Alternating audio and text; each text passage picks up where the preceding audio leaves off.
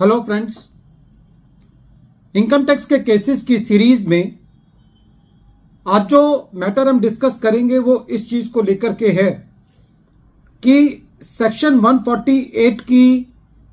Proceedings की वजह से जो असेसमेंट ऑर्डर पास किया जाता है उसके अगेंस्ट रिट पिटीशन फाइल करने का जो एडिक्वेट टाइम है वो एसएससी के पास कौन सा टाइम है। जनरली जब असेसमेंट ऑर्डर पास किया जाता है तो उस असेसमेंट ऑर्डर के विद इन 30 डेज एसएससी को सीआईटी अपील के पास अपील फाइल करनी होती है। यदि एसएससी सीआईटी अपील के पास अपील फाइल कर देता है तो और उसके बाद यदि एसएससी रिट पिटीशन के अंदर जाता है तो उसकी रिट पिटीशन ज्यादातर इस बिना पर खारिज कर दी जाती है कि आपने एक अल्टरनेटिव रेमेडी को अवेल कर लिया है, इसलिए आप रिट पिटीशन में नहीं आ सकते। कई बार ऐसी परिस्थिति बन सकती है कि एसएससी का अपील फाइल करने का टाइम निकल जाता है और एसएससी डायरेक्टली अपने ऑर्डर को रिट पिटीशन के अंदर चैलेंज करता है, तो कोर्ट्स का यह रुख रहता है कि आपने अपने अल्टरनेटिव रेमेडी को खो दिया, आपने टाइम को निकाल दिया, इसलिए आपकी रिट एंटरटेन नहीं की जा सकती। तो ऐसी परिस्थिति के अंदर एसएससी के पास क्या ऑप्शन है, इस केस को डिस्कस करने से यह चीज सामने आती है। केस का नाम है Telco cooperative society limited versus commissioner of income tax and others, और यह केस 471 आईटीआर पेज नंबर 285 पर रिपोर्ट हुआ मैटर झारखंड हाईकोर्ट ने डिसाइड किया और इस केस का जजमेंट 11 जून 2024 को आया।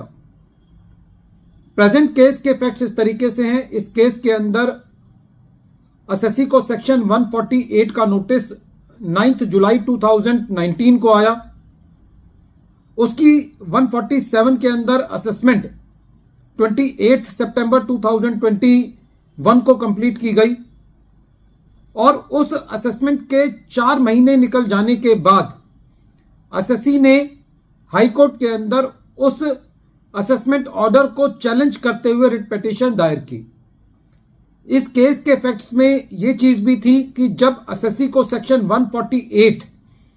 का नोटिस इशू किया गया था तो एसएससी ने उस सेक्शन 148 के नोटिस की अवज में जो रिटर्न फाइल की थी वो लेट फाइल की थी। सेक्शन 142 सबसेक्शन 1 के नोटिस का जवाब नहीं दिया था और जो एडिशन प्रपोज करने के लिए जो शोकोज नोटिस दिया गया था उसका भी रिप्लाई एसएससी ने नहीं दिया था, जिस वजह से एसएससी का असेसमेंट ऑर्डर उसके अगेंस्ट कर दिया गया। एसएससी ने असेसमेंट ऑर्डर पास होने के बाद 4 महीने तक वेट किया और फिर उस केस में रिट पिटीशन दायर करी। तो इस केस में जब रिट पिटीशन की सुनवाई की झारखंड हाईकोर्ट ने, तो झारखंड हाईकोर्ट का यह कहना था कि जहां पर एसएससी ने ना तो सेक्शन 148 के नोटिस को चैलेंज किया, ना रीजंस टू बिलीव को चैलेंज किया, ना सेक्शन 151 के जो अप्रूवल है उसको चैलेंज किया, तो ऐसी परिस्थिति के अंदर ऐसा एसएससी जो कि अपने अधिकारों का ध्यान नहीं रखता और जो इनकम टैक्स के नोटिस को बड़ी लाइटली लेता है, तो ऐसी परिस्थिति में एसएससी की अपील जो रिट पिटीशन है वो एंटरटेन नहीं की जा सकती और एसएससी को सीआईटी अपील के पास ही जाकर के अपना मैटर ले जाना होगा और वहां पे कंडोनेशन की एप्लीकेशन फाइल करनी होगी। इस पूरे केस से जो एक बात निष्कर्ष में आती है वो ये आती है कि जब भी सेक्शन 148 के नोटिस को डील किया जाए तो फ्रॉम द वेरी बिगिनिंग जो भी उस नोटिस के लिए आप चैलेंज कर सकते हैं उनको चैलेंज करना चाहिए। उदाहरण के तौर पर जुरिस्डिक्शन को चैलेंज करना चाहिए, 148 की रिटर्न टाइम पर फाइल करनी चाहिए और जो रीजंस हैं उनके अगेंस्ट अपने ऑब्जेक्शंस जो हैं वो रेज करने चाहिए और शोकोज नोटिस का टाइम पे रिप्लाई देना चाहिए, ताकि यदि ये सारी चीजें करने के बाद यदि एसएससी की बात नहीं सुनी जाती और उसको 147 का ऑर्डर उसके अगेंस्ट किया जाता है तो फिर भी SSC with in 30 days of the passing of the assessment order यदि रिट फाइल कर देता है तो उसके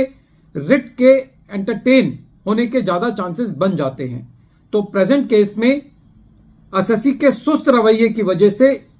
एसएससी की रिट पिटीशन जो है वो खारिज कर दी गई। वीडियो के अंत में एक बार फिर मैं केस का नाम रिपीट कर रहा हूं। केस का नाम है Telco cooperative society limited versus commissioner of income tax and others, और ये केस 471 ITR पेज नंबर 285 पर रिपोर्ट हुआ। इस केस का जजमेंट झारखंड हाईकोर्ट ने दिया और जजमेंट 11 जून 2024 को आया। Thank you friends.